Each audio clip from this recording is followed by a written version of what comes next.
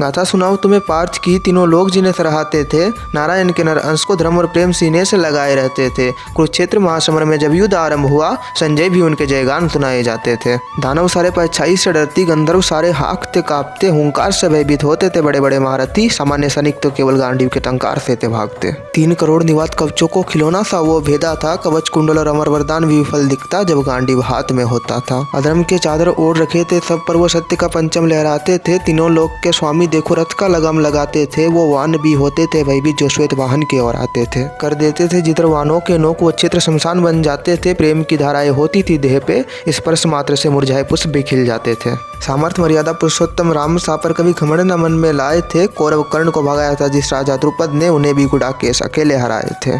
देख रूप जगत पिता नारायण सा, स्वर्ग की अप्सरा भी धैर्य खोए थे। धर्म ज्ञानी वो धर्मवीर, स्वर्ग की अप्सरा को भी ठुकराए थे। ठुकराए जब माता समन अप्सरा को, अभिशाप मिला भयंकर था। सत्कर्मों से वरदान बना दिया था वो अभिशाप को भी। दुर्योधन ने भाभी की इज्जत पर उंगली उठाया, पर जिसने हमेशा मानवता दिखलाया था।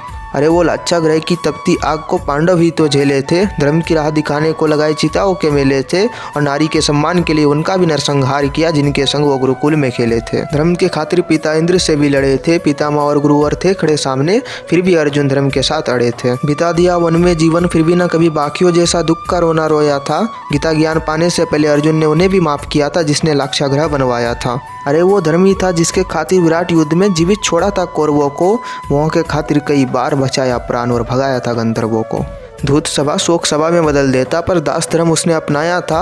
ज्येष्ठ के वचनों के खातिर क्रोध को अपना दफनाया था। अरे मूर्खों, धर्म अधर्म की वीरता को मापना ही व्यर्थ है। धर्म संगत होना ही सबसे पहले वीरता का अर्थ है। विराट युद्ध में अर्जुन को और धर्म युद्ध में अभिमन्यु को ना जाने कितने महारथियों ने घेरा था।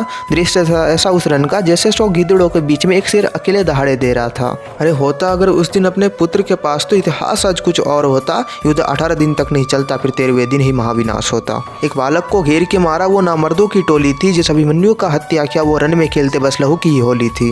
अरे सर्वश्रेष्ठ कहते हैं कर्ण को कुछ अल्पज्ञानी, उस कर्ण को भी तो अभिमन्यु ने भगाया था।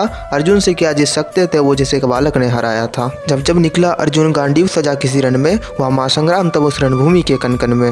हो कोई दानव गंधर्व या हो कोई महारथी उसके सामने, जो तिर चढ़ती थी गांडीव पे विरोधी लगते थे कांपने। उसे पराजित ना कर सके तो चली नहीं चाल थी। गुरु ने शत्रु संग बुनी, उसकी पुत्र की ही मृत्यु की जाल थी।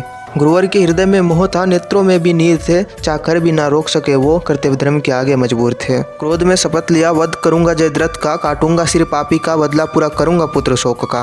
गुरु की बिहू को तोड़ शपथ अपना पूरा किया, काट के जयद्रथ का सिर उसके पिता के गोद में था गिरा दिया। कि बहादुरी कहाँ कर्ण में, मिलकर बालक पर किया वार था। अभिमन्यु के वध पर कर्ण भी तो गुनाहगार था। थे नहीं निहत्ता वो, गुरु का उसको श्राप था। राधे कर्ण के अंत में बस उनके अधर्म का हाथ था।